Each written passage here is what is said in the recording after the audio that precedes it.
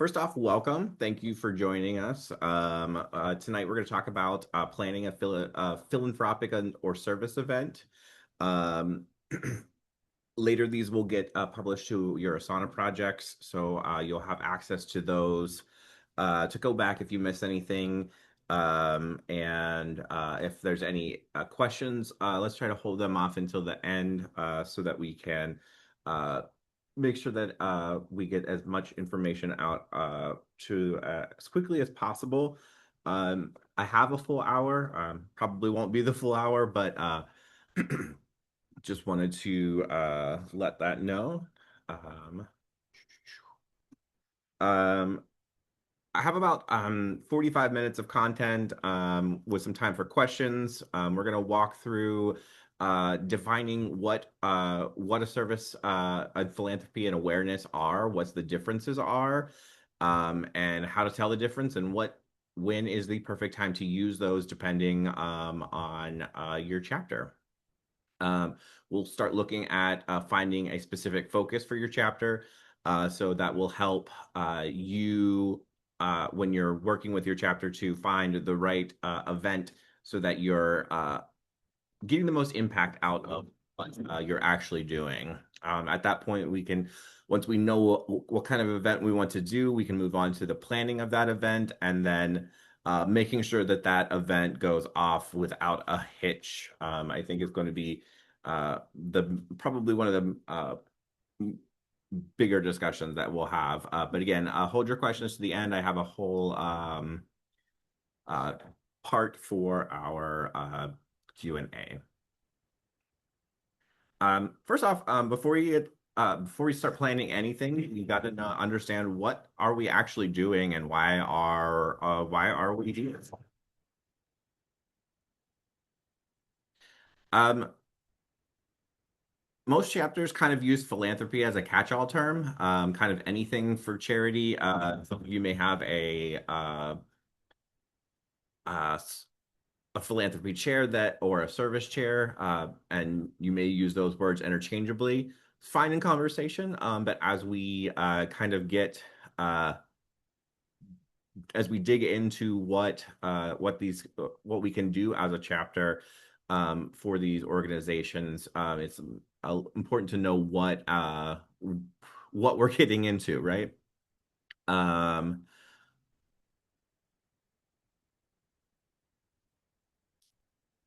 First off, uh, I'm not going to read the screen to you here. You have access to that. But we want to make sure that everyone's clear on what's going on. Are you looking at gaining dollars for a charity? Are you looking at gaining hours of time and energy rate towards a charity, or are you just trying to build awareness on what charities are out there and what might be of interest to gaining awareness for such things like American Heart Association, things like that. Um, First off, let's talk about what community service and service actually means. As the College Compact defines it, service means taking action to meet others' needs and to better the community as a whole. What does that mean? It means that you're taking your time and doing something that makes the community better. I immediately go to Habitat for Humanity as an example. Um, when you're doing service, you're getting on site, you're helping build that house for those families in need. In the end, there is a product that or a service that you're providing as a member. Some examples that we have on here, cleaning and cooking at a Ronald McDonald House, picking up trash along the highway. We've all seen those. This highway sponsored by X and X chapter of the university. Coaching Little League youth sports team. Mission trips, alternative spring breaks are also another one. And nonpartisan voter registration is one that does come up a lot too. What isn't community service? Actually donating money, clothes, foods, anything that you're actually giving them a product that takes it out of community service and shifts it kind of over to our next option that we have. Um, Anything that you're doing for your role that you've been asked to do, uh, no longer community service, you are getting paid for that, or it's part of a position that you've accepted. Um, Also, attending a philanthropy event. A great way to use your funds and money and time to support other chapters on campus by attending their events, but necessarily not community service. You're not actually providing anything, and then just general help across anything on campus. But what's philanthropy? So, philanthropy is the desire to promote others' welfare, expressed especially through generous giving. Philanthropy and being philanthropic is offering goods and the goods and fee money that you have to uh, for better an organization. So running an item drive for a school district for back to school supplies. You're collecting things, people are paying for those, bringing in new or gently used. Um, Hosting a barbecue to raise money for a shelter. Your people are buying the food from you. You're taking that money and donating it back to that shelter, right? Same thing with selling hot chocolates to raise uh, funds for a foundation. Uh, on the other hand, you can't fundraise for your own organization and call it philanthropy. That that's just keeping your organization up and running, and we want to make sure that that doesn't get kind of put in the same bucket as being philanthropic and working with other organizations to pass to get that information out. Um, Scholarship for your own members. Again, you're helping internally and not necessarily opening that up to other uh, groups to assist other groups. Kind of moves it from that philanthropy into to being self-sustaining, and the same thing for collecting dues or fees or rent or anything like that to keep your chapter running. Kind of takes that um, out of being philanthropic and just being self-serving. So we want to make sure that we're looking and kind of keeping that in mind when we're deciding on what events that we want to be running. And our last option is just awareness. That's that sustained effort to educate individuals and boost public understanding. Like I said, the American Red Cross, the American Cancer Society, um, though you might be doing some fundraising and doing a donation philanthropic donation at the end of maybe a mental health awareness walk, but in the end we're trying to get the information out there on uh, that this is an issue and that we want to bring awareness to it so that we can move it from being an issue to gaining some quote unquote guess funds for that organization and that awareness to help change things. So tabling, you're obviously not when you're not tabling for yourself, anything you're tabling to uh, just let people know that this there is an issue that we are working to solve together, and we want to that's going to be more of an awareness. Again, some of those things I'll fit all together into one. You might raise some funds uh, by tabling and move that those take those funds and use that to help get to a spring breakaway where you might help out on a mission trip or things like that. So they are interchangeable, but I just wanted to take the time to kind of give the definition of each so that we are aware what's out there. So again, kind of back at a glance, service, hands-on work, directly helping, that's giving your time, philanthropy, giving or raising money. The Psi Upsilon Foundation is collecting money so that they can raising money so that they can help chapters like yourselves uh, through educational support, philanthropic, where awareness is just educating others on issues that are out there. Um, all of this is actually pretty well delineated through the Garnet book. And at the end of this presentation, there will be, I can give you some spots right in that Garnet book that we can use to point uh, point those different options out for you. What does SciU expect of a chapter? Um, According to our Garnet book, we would like at least two service events per semester. Some of the Xi chapter I know was working with a food bank that they were working at with pretty uh, consistently and going and donating time to uh, help serve food. So that was an option that's always out there. We'd also like one mental health program, the Out of the Darkness or Walk or equivalent. Psi Cares is a big part of being in Psi Upsilon and being a member, and we want to make sure that we are using our time and energy to help give that awareness to those mental health issues. And in the end, we may raise some funds for such a great organization to continue to bring more awareness.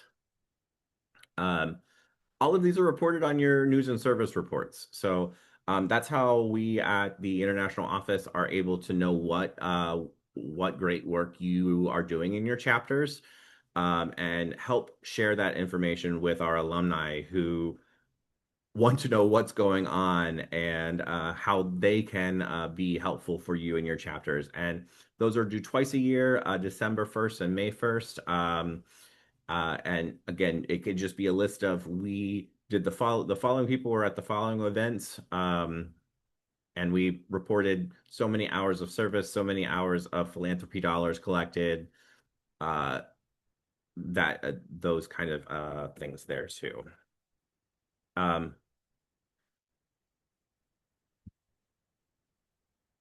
Two things that kind of help a strong service program from you want to have some regularity. Uh, don't scramble to pull something together. And if you continue to work with similar organizations that from semester to semester and get in a rhythm of after back to school a few weeks we go to help this group or and later in the fall we'll do it again, we'll do it in the spring after spring break, whatever it might be, getting into that regularity, getting your organization uh, that expectation of what that's coming down the line and that it is their expectation to continue with that. And when we return to the same partners over and over, um, we build a rapport with them. Um, you're going to be able to, they're going to give you the better options, I guess, is sometimes a fun way to say that. Uh, they'd rather work with somebody that they know is going to be successful and bring lots of members that are well spoken and uh, understanding of what the event is about, and instead of working with new groups each and every semester and wondering how is this going to work and what's it going to look like for us. Again, kind of a quick overview of what um, what options are out there for now that we know that, what can we do? What can your chapter actually do as a group? And how do we find what that focus might be for your organization? Um, Here's why. Here's how chapters tend to pick these options. Brother's family was affected by it. In my own chapter, a brother passed away while I was chapter president. We did a lot of fundraising for uh, uh, the ailment that the brother passed away from. Further down the line, as I was an advisor for the same chapter, they weren't quite as connected to that brother that passed away, so they didn't have that same drive and energy when it came to making sure that the event was well attended and well put together.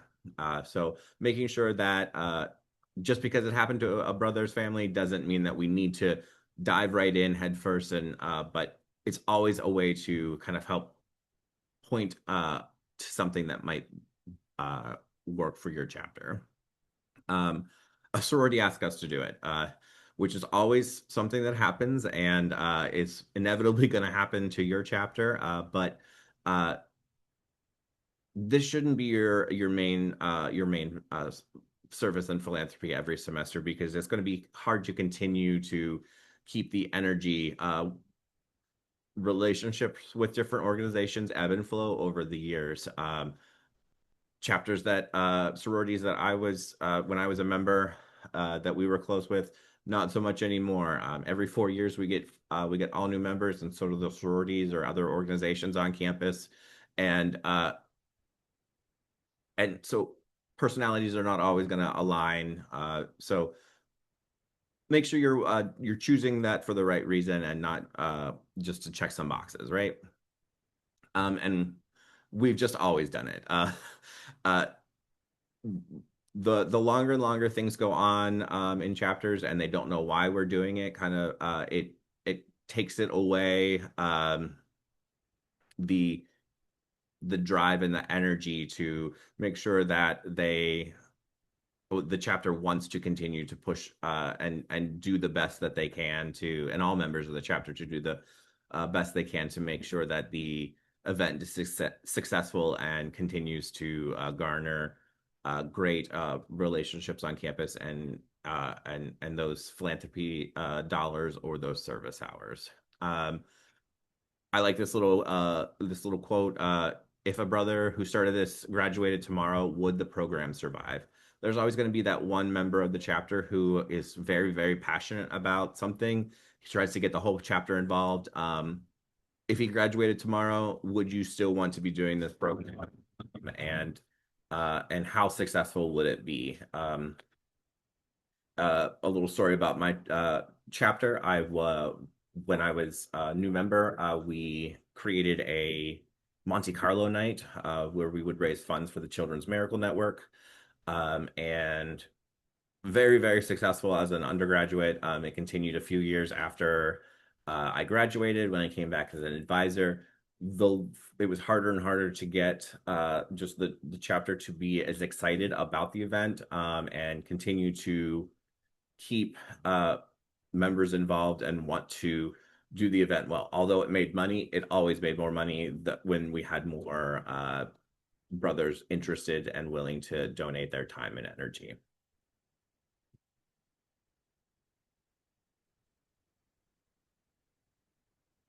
Here's a little story that Jim Collins from Good to Great. He is drawing on Isaiah Berlin's essay and an ancient Greek parable. This is how he kind of uses a way to use this parable to find the right option and organization for their organization to your organization to uh, wants to support, right? Um, the foxes chase many things and love complexity. Um, Hedgehogs accept complexity, but simplify anyways, focusing on one big idea. Neither is universally better. Some fields reward foxes, but in leadership and in chapter services, hedgehogs always win. Um,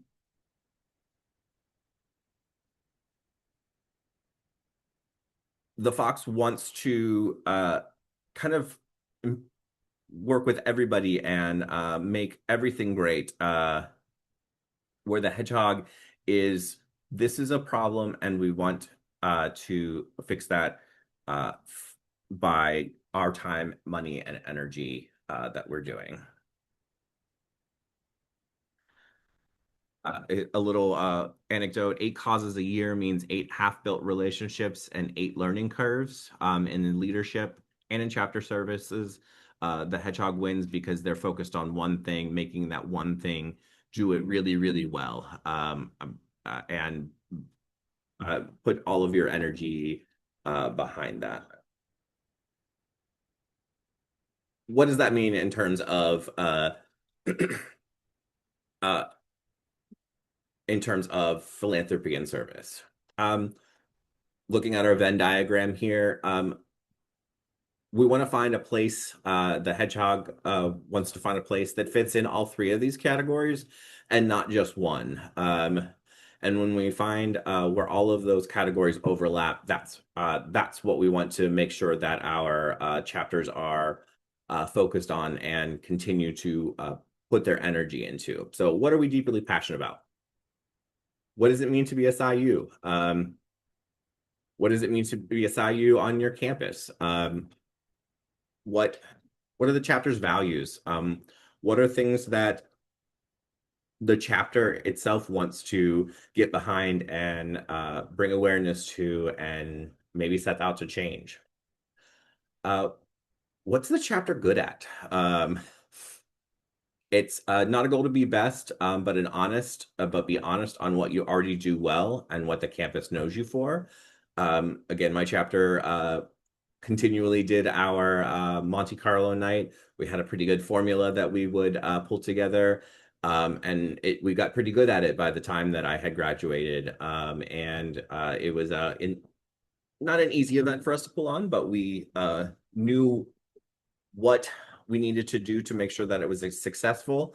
And we had a timeline pulled to that. So we were able to make sure that we were good at what we were doing and only doing one big event a year instead of a lot of smaller events. And what drives the chapter? What actually gets your chapter motivated to come to an event? Is it competition, duty to the group, just some time together, um, and saying, well, as a chapter member, you have to be at this event? Probably not a great way to drive members into working for this organization and uh, putting all of their time and energy into making it a great event. So once we find where all of those overlap, that's our hedgehog concept, and that's going to get us the most successful event that we can come to.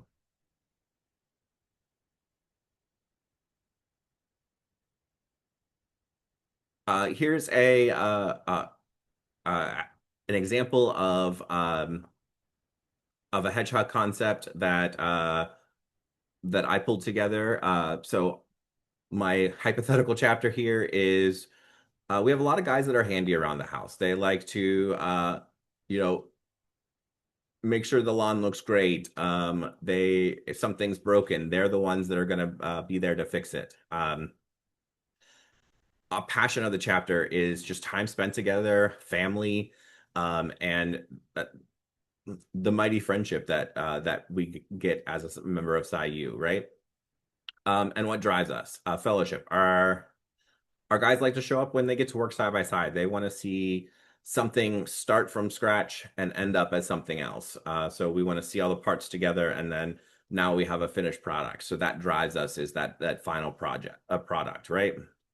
So uh, pulling all of those together, we might kind of pull together a Habitat for Humanity build day, and that our chapter gets to be handy around the house, spend some time together, and work side by side to get that picture or that final project together. Some questions that we want to ask ourselves.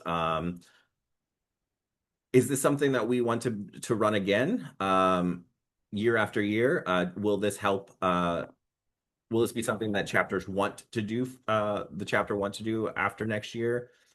Um, Kind of sophomore run it after seniors graduate. Again, the if the person who is the graduates, and will this event continue? Will we have people to run it after that senior does graduate? Does it build relationships, or is it just a one-off event? We talked about that a little bit before. And would members go if attendance weren't required? I think that that's one that we do have to ask ourselves for a lot of events that we're putting together for our chapters. Again, because attendance is mandatory is not a great reason to have an event just because we're told to do it. Yes, we're told to a lot of things, whether it's from uh, the university, international headquarters, whatever it might be. We have a lot of things that we're required to do. We want our philanthropy and service to be something that we want to do and that we want to be there. Um, so we want to find how we want to take our hedgehog concept and find a way to apply it to a specific an event.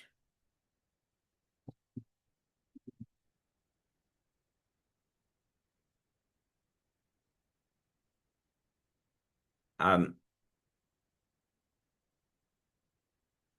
You don't have to invent this from scratch. The Garnet book identifies a consistent, effective way to make that happen. Um, you do not have to fulfill all six of these. These are just some suggestions for your chapter. An annual event, the Lambda Sigma chapter has their "Psi You Think You Can Dance," raises uh, thousands and thousands of dollars to for on their campus at Pepperdine. Every year, it's an expectation that that's kind of happening at the end of the semester, spring semester.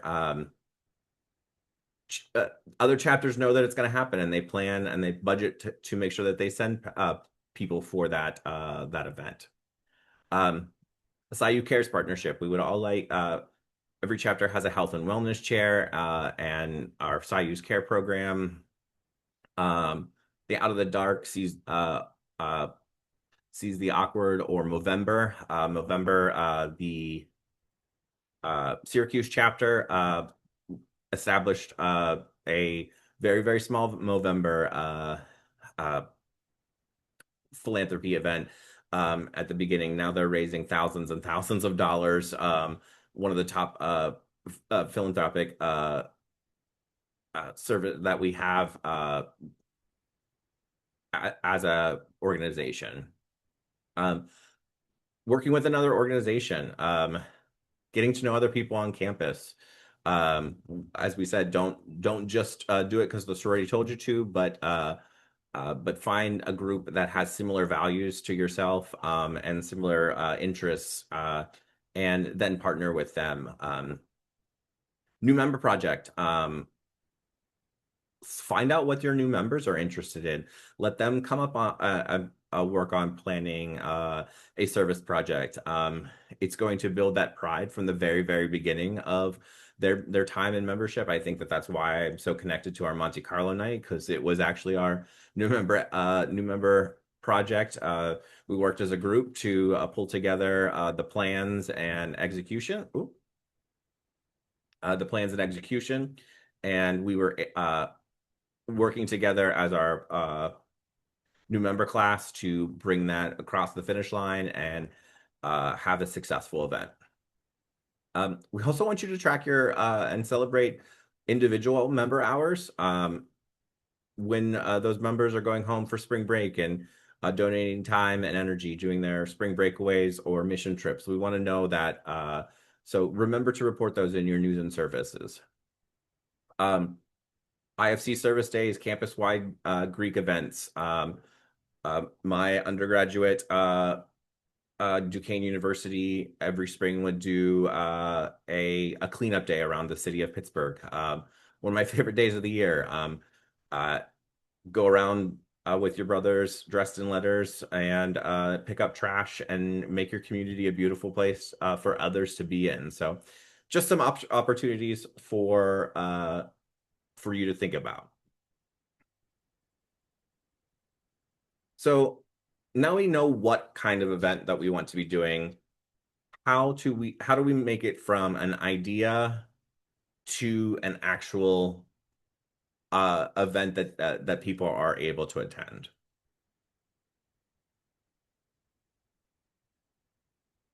Um, Frame your stakes. What you're going to ask parents, students, alumni to give money, time to an organization on your recommendation. Um, that's a responsibility. You want to make sure that you're doing your due diligence and uh, making sure that this is a great organization that will utilize your funds if you're collecting funds or time to do good things with. If you're asking for that, we want to make sure that our uh, we're just doing that due diligence ahead of time. Um, so EIN, which is the registered number with the IRS, every nonprofit, including each chapter, has an EIN. So you can do your research on that, ask for their EIN, know what percentages actually reach the cause. Some organizations have a lot of overhead. Uh, some organizations, it looks like they're collecting a lot of money for uh, to assist with things, but does that go to pay the CEO or does that go directly to the public? Something that would be important. Uh, Make sure to get this. Feel free to get this in writing. What is the chapter expected to deliver? How are we getting the funds to them? Who's the point of contact? If you're providing volunteers or anything specific, you want to make sure that you know what you're expected to provide. If you're promoting it on your social media, make sure you have that permission and kind of an idea of what happens if the event is canceled. Uh, it doesn't need to be long, lengthy. Just make sure that it's documented and that your philanthropy or service chair understands what they're getting into before we commit to a an event. Um, every event needs a budget. Your chapter has a budget. Personally, you have a budget. So why would not every event have one?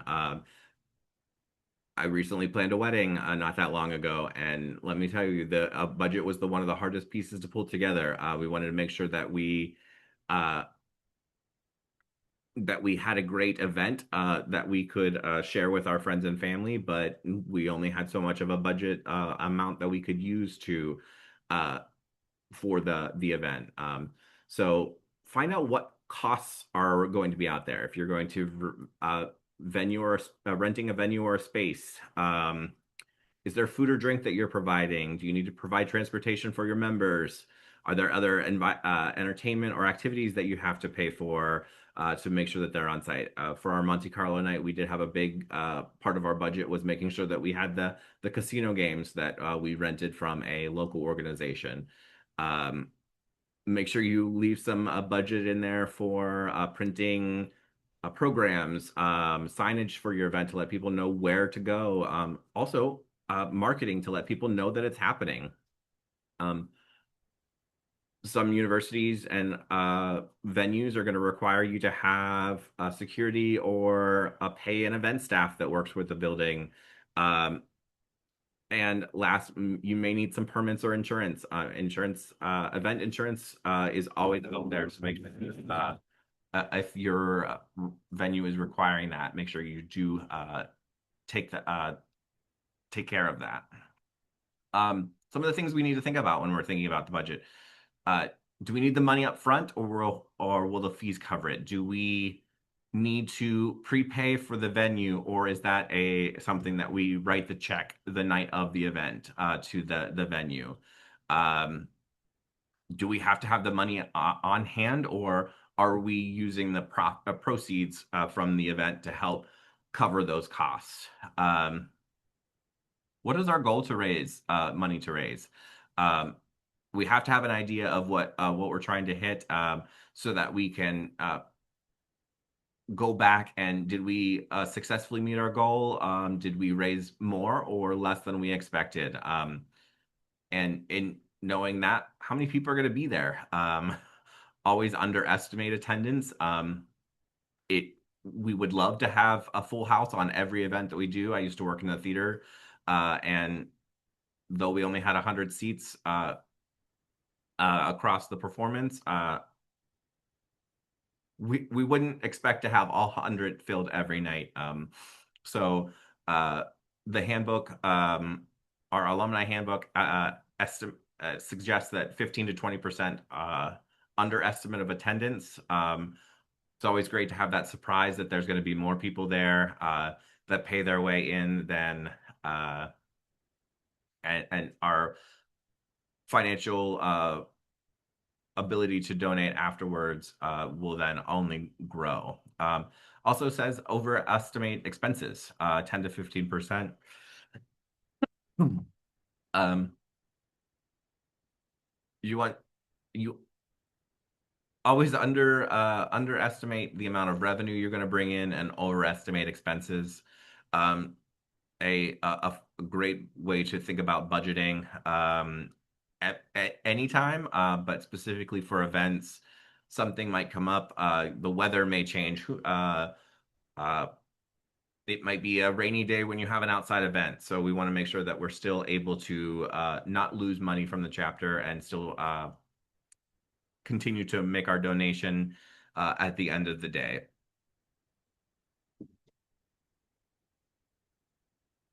Um, I'll go through this one quickly. Handling money, please do not use Venmo, Cash App, or personal bank account. It's going to lead to tax problems. It's going to cause issues. You can't have a group Venmo, unfortunately. It's tied to a telephone number, I believe. So somebody's going to be eventually somebody's going to come up to get a tax bill after that.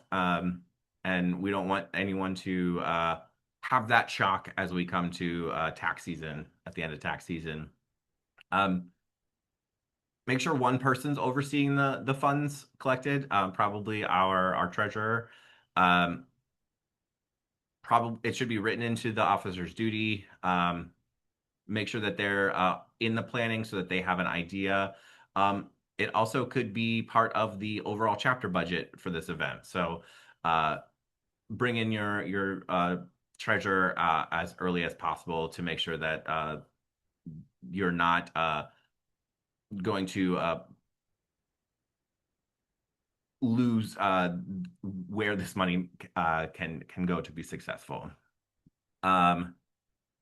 Best option, donors can give directly to the organization in your honor. So that's something that you could always do. Hey, we're hosting this event for the Children's Miracle Network. If you donate, please mention Psi Upsilon chapter from Syracuse when you do, so that we can get recognition of that. If you do collect money, kind of with two people present, document it, have a deposit sign and an organization, a receipt for the organization when you transfer. And a little side note, remember, as our risk management policy, chapter funds can't be used to purchase alcohol, and admission fees may not be pulled to buy it as well. So just a little side note for our risk management policy. What's the timeline to from having our idea to actually hosting this event? So early on in the process, we want to make sure that we have all the approvals so that the chapter, your campus, and any partners know what's going on and that you have the correct permissions. Some universities have a master calendar that you have to get on a year prior uh, to be able to even rent the ballroom to be used for an event, whatever it might be. Uh, Early on, make sure you have your budget. We want to know all of the costs and income. Get that approved with your treasurer. Take it in front of the chapter if necessary. But make sure you have that budget very, very early on. Um, Big events, we want to make sure that we have the date in place, locked in uh 3 to 4 months out. Your date and your place when you're planning a wedding. You need to know where you're having it first before you can ask the DJ and the flowers to show up on time and at the right space. So we want to make sure that we have our date and time and location locked in before we start making any other big decisions. Um, think about your milestones that you have. We want to make sure that we promote the event. We want to know when we're expecting RSVPs, when do we need to have volunteer signups. All of those things, make sure you have on your timeline, and that's going to be the largest portion of your the work that you're doing uh, in the lead up to the event. Then that big a day, make sure you have a timeline for what setup looks like. Uh, where are people positioned throughout the event, and make sure you leave some make sure you schedule people to clean up. Clean up after an event is always uh sometimes we forget about it and we don't don't have the manpower at the end of the night to make sure that everything gets cleaned up from our venue. And then one thing that I like to suggest, I call it a post-mortem. We want to talk about what went well, what didn't go well, especially for doing this event again. We want to understand what what were some things that went successful, how can we update those things that did not, and make sure you're documenting it so that the person planning next semester or next year has that uh, has that information when they start planning.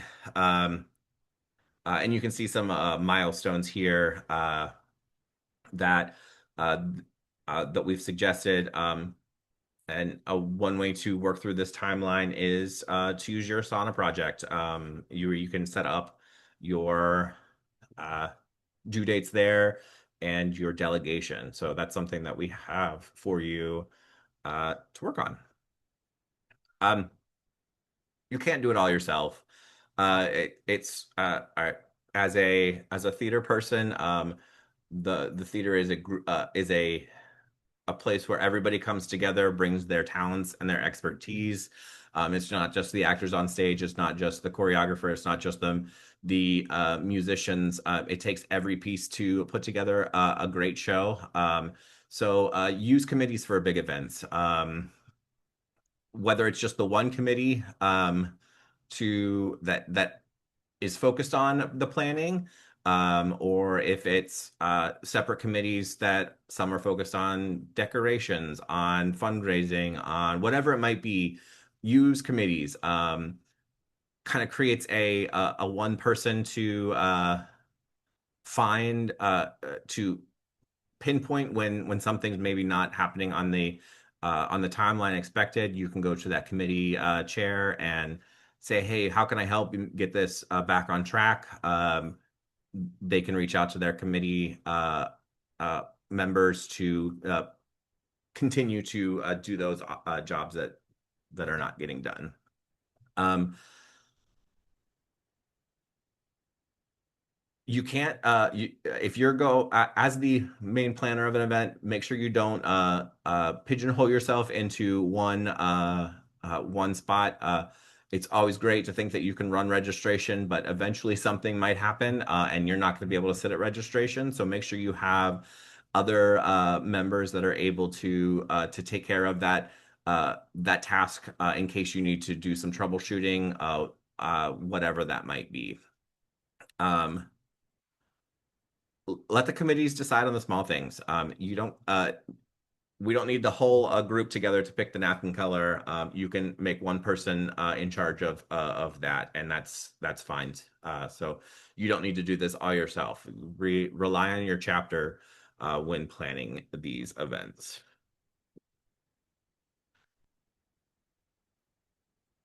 A well-planned event with no attendance is still a failed event. So we want to make sure that we're promoting events earlier than you think that you need to.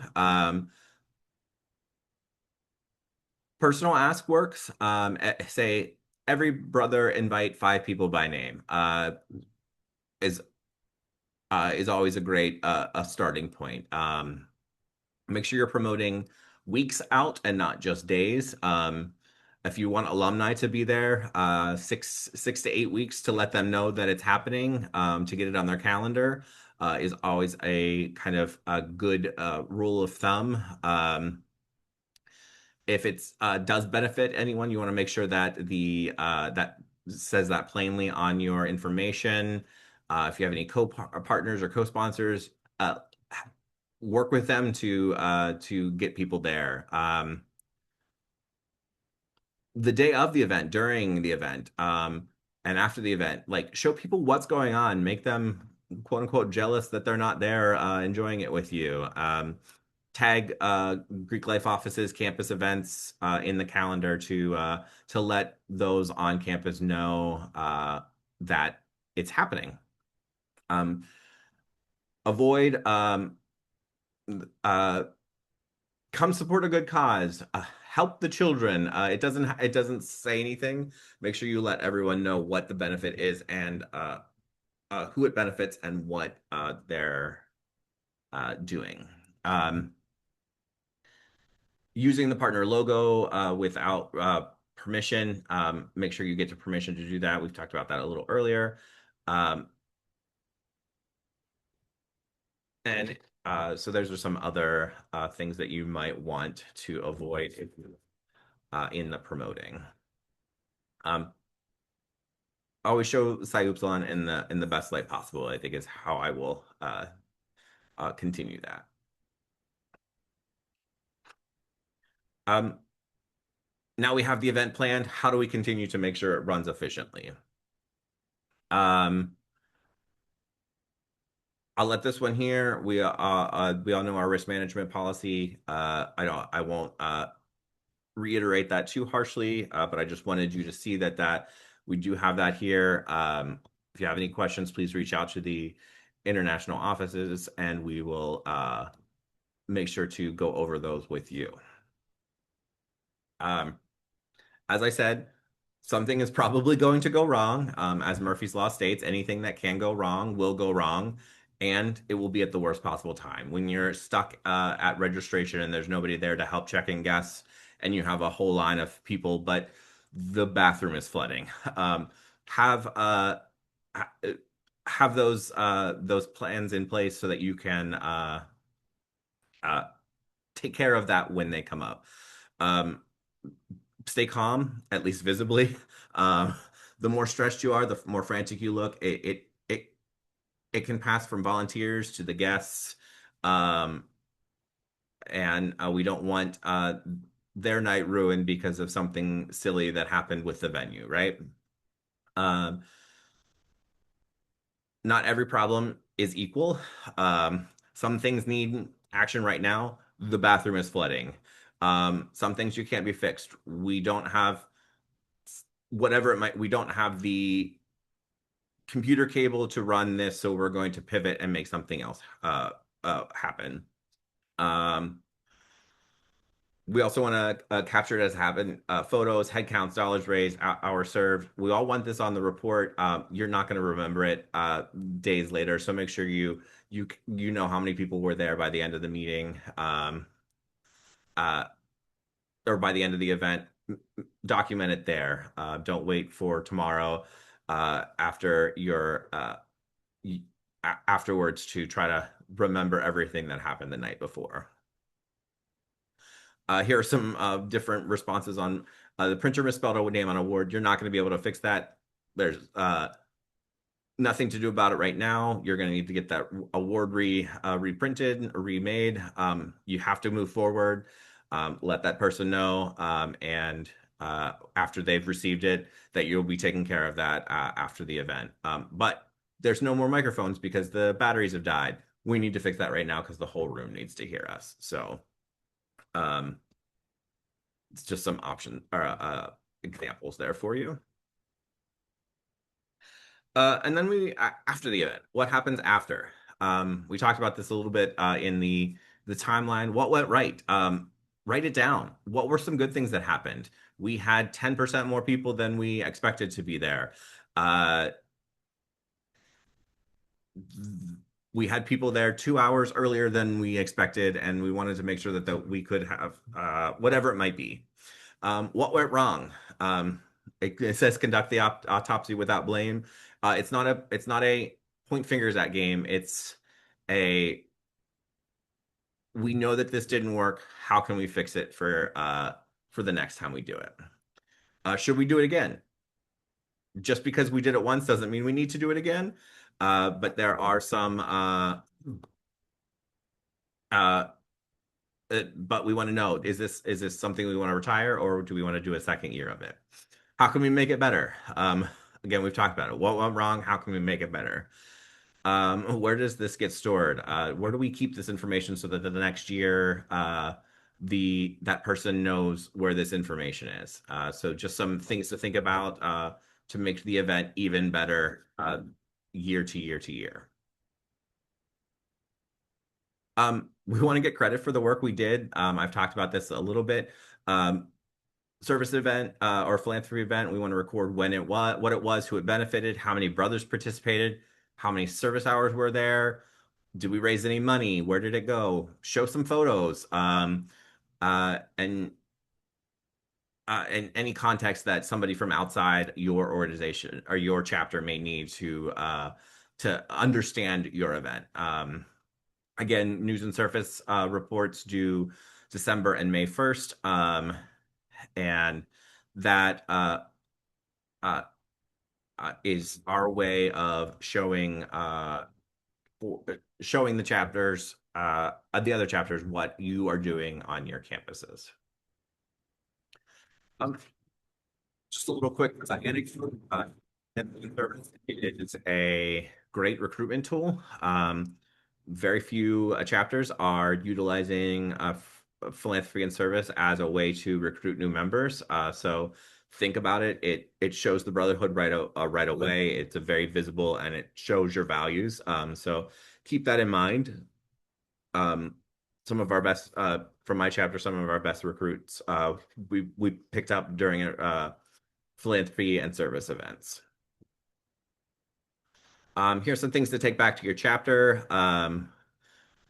Know which one you're running, know if it's service, philanthropy, awareness, know the difference, and be able to record it correctly afterwards.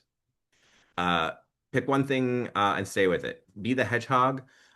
Find what you're good at and what you're passionate about, and what your chapter is excited about, and pinpoint that. Vet your partner. Where's that? Who is that nonprofit that you might be helping? Uh,